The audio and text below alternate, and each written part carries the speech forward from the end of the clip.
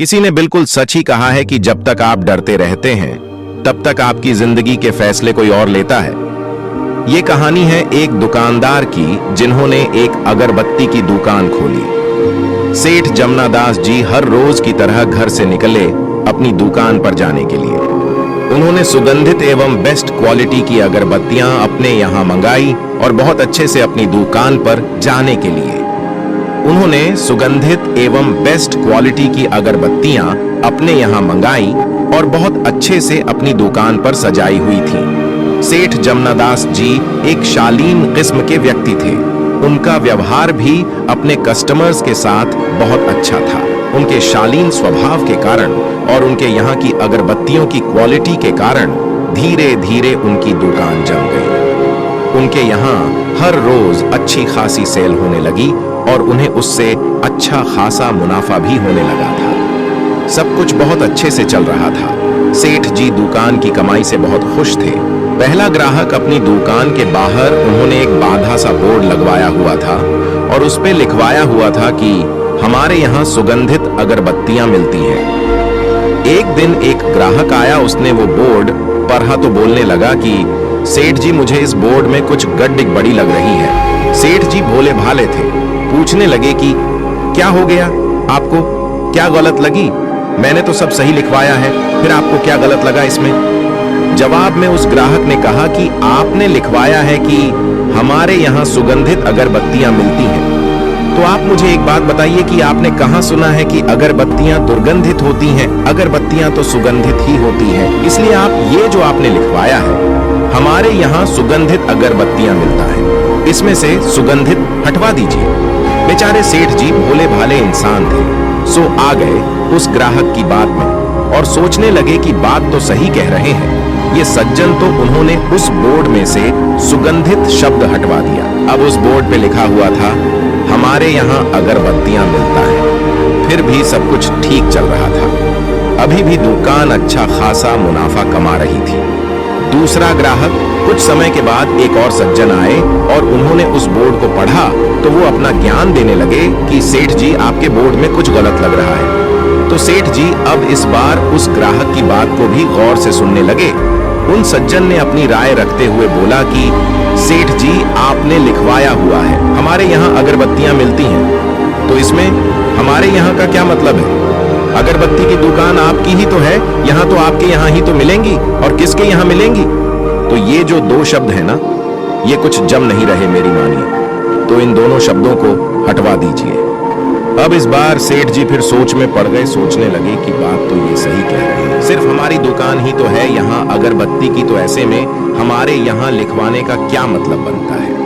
अब इस बार फिर उन्होंने पेंटर को बुलवाया और बोर्ड पर से हमारे यहाँ शब्द हटवा दिया। अब उस बोर्ड पर केवल अगरबत्तियां मिलती हैं, यही लिखा हुआ था।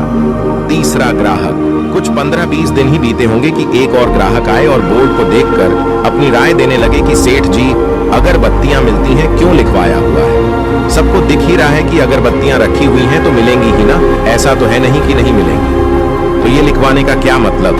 मेरी मानिए तो इन दोनों शब्दों को हटवा दीजिए। सेठ जी ने फिर से पेंटर को बुलवाकर अब उन दो शब्दों को भी हटवा दिया। अब वहां सिर्फ अगरबत्तियां ही लिखा हुआ था। चौथा ग्राहक 1-2 महीने ही बीते थे। अभी इस बात को कि एक दिन एक और सज्जन पुरुष आए और बोर्ड देखकर कहने लगे कि साहब आपने इस पर अगरबत्तियां क्यों लिखवाया हुआ है? सबको दिख ही रहा है अगरबत्ती की दुकान है तो अगरबत्तियां ही मिलेंगी, मोमबत्तियां तो मिलेंगी नहीं, तो ये क्यों लिखवाया हुआ है? मुझे तो ये कुछ जम नहीं रहा है, तो इसे हटवा क्यों नहीं देते? लिहाजा फिर से पेंटर को बुलाया गया और अब अगरबत्तियां शब्द भी हटवा दिया गया। अब उस बोर्ड पर कुछ नहीं था, बिल्कुल खाली हो गया था अब वो बोर्ड। कुछ महीने 2 महीने बाद अब धीरे धीरे उनका धंधा मंदा होने लगा, बिक्री कम होने लगी उनकी। सेठ जी कुछ समझ नहीं पा रहे थे कि ऐसा क्यों हो रहा है। अभी तक तो सब ठीक चल रहा था, फिर अचानक से ये बिक्री कम क्यों होने लगी? कुछ समय बाद सेठ जी का एक बहुत पुराना दोस्त था, वो आया हुआ था। दुकान पर तो ऐसे ही बात चलने लगी, बात चलते चलते बात काम धंधे के ऊपर चलने लगी। तो सेठ जी ने बताया कि कुछ समय से काम धंधा कुछ ठीक नहीं चल रहा है, बिक्री बहुत कम हो गई है, पर वजह समझ नहीं आ रही कि ऐसा क्यों हो रहा है। तो सेठ जी का दोस्त दुकान के बाहर गए और दुकान को चारों तरफ से देखने लगे तो अचानक से उनके दोस्त की नजर उस बोर्ड की ऊपर गई। वो बोर्ड को देखकर हैरान हो गए। दौड़ के गए सेठ जी के पास और बोलने लगे कि अरे ये क्या कर रखा है तुमने, बेवकूफ हो क्या तुम, जो इतना बड़ा बोर्ड खाली छोड़कर रखा उस पर कुछ नहीं लिखवाया हुआ। तुम्हें कुछ तो लिखवाना चाहिए जिससे तुम्हारी पहचान बने। तुम उस बोर्ड पर लिखवाओ कि हमारे यहाँ सुगंधित अगरबत्तियां मिलती हैं, फिर देखना कि दुकान कैसे चलेगी। इधर सेठ जी के दोस्त ने ये बात कही और उधर सेठ जी का दिमाग ठनका कि कैसे सबकी राय लेते लेते उन्होंने अपना ही नुकसान करवा लिया। अब सेठ जी को अच्छे से समझ आ गया था कि उनकी गलती थी कि कैसे वे सबकी राय लेते चले गए और अपना ही नुकसान करवाते चले गए। तो इस कहानी का निष्कर्ष क्या कहता है? इस कहानी का निष्कर्ष यही कहता है, अगर आप सबकी राय लेते चले जाएंगे तो कहीं आपकी अपनी राय का धंधा मंदा ना पड़ जाए। जब तक आप डरते रहेंगे, दूसरों की राय ही लेते रहेंगे, तब तक आप अपनी जिंदगी के फैसले नहीं कर पाएंगे।